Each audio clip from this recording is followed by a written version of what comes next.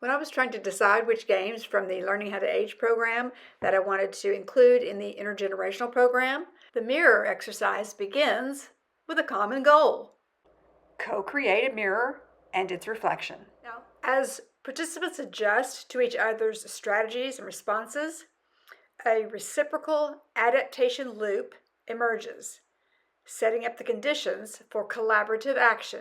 Now, this exercise is dynamic. It's constantly changing. And so our participants' attention and actions must also be dynamic in order to maintain the illusion of being in front of a mirror. Every time they make that adaptation, they're shifting their attention. They're practicing mental flexibility. Now, participants, it takes 2 participants, and they can be standing or sitting facing each other in a neutral position. They should make eye contact. That's optimal.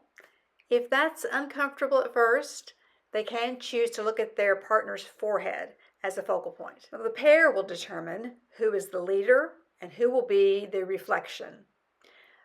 At that point, it's a silent exercise from then on. So there's no other discussion amongst the pair.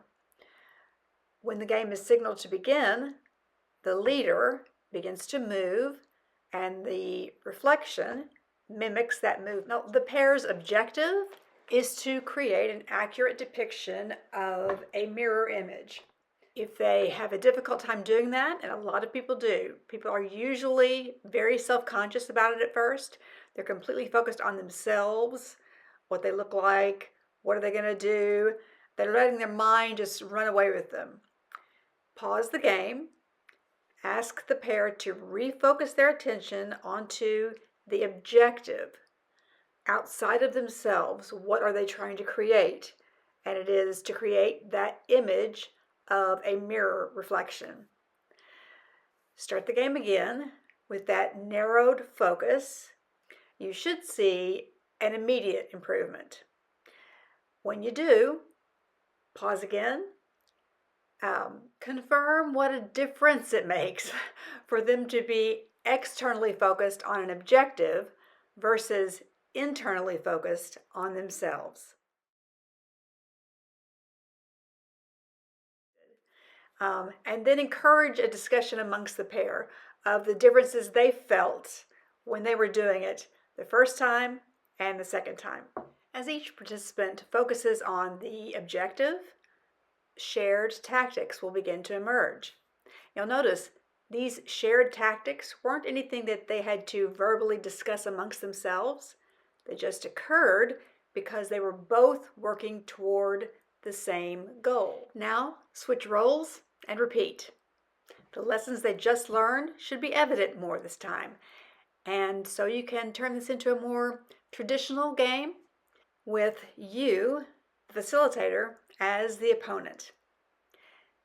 Tell the group that you will walk around and observe the pairs while they're doing the game.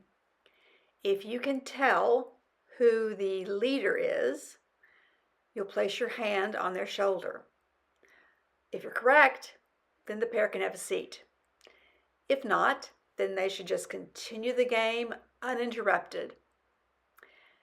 The intensity of raising the stakes like this will have an immediate impact on the game and on the effect of the camaraderie and trust that is built among the pair, because now they not only have a common goal, they have a common opponent. Now switch back and forth between being a neutral observer, then raise the stakes and become their opponent, the person that they're trying to fool. Then pause and ask them to talk about the difference they see and feel when that additional layer is added. Then start again.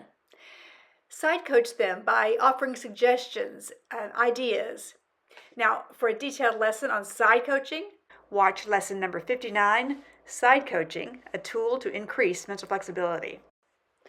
Now start again and suggest the pair move outside of their comfort zone. Now they're not primarily trying to create the illusion of being in front of a mirror, but they're trying to explore their limits as co-creators. It'll be a little rougher. It'll be a little more obvious which person has which role, but that's okay for right now. Let them explore their limits. Now pause and get some feedback about that suggestion. Now start again with this guideline. When given a signal, they will switch between being the leader or being the follower without an interruption in the flow of the activity. The signal can be a word like switch or change or a clap.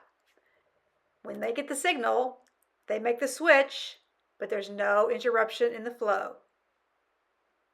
I'll practice this for a few minutes and then pause and encourage feedback. The more they practice this exercise, the better they'll get.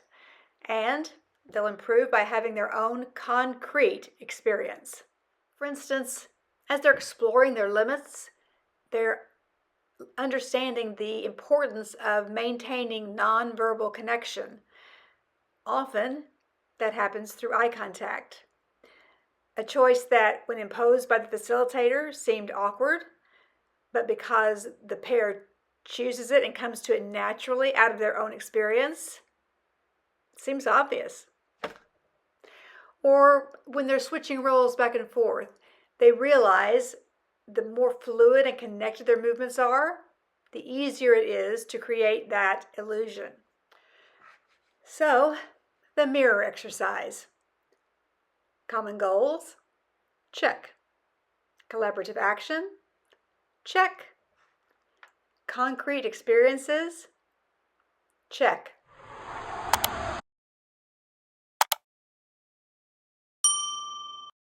Did you know that about 75% of the people that watch content on YouTube don't subscribe? It's true. If you're enjoying this content, please subscribe. Leave me a comment, give me a thumbs up, engage with the channel in some way. That will ensure that the YouTube algorithm puts this video out into the feed and that the people who are interested in seeing this stuff can find it. And if you are a subscriber, thanks.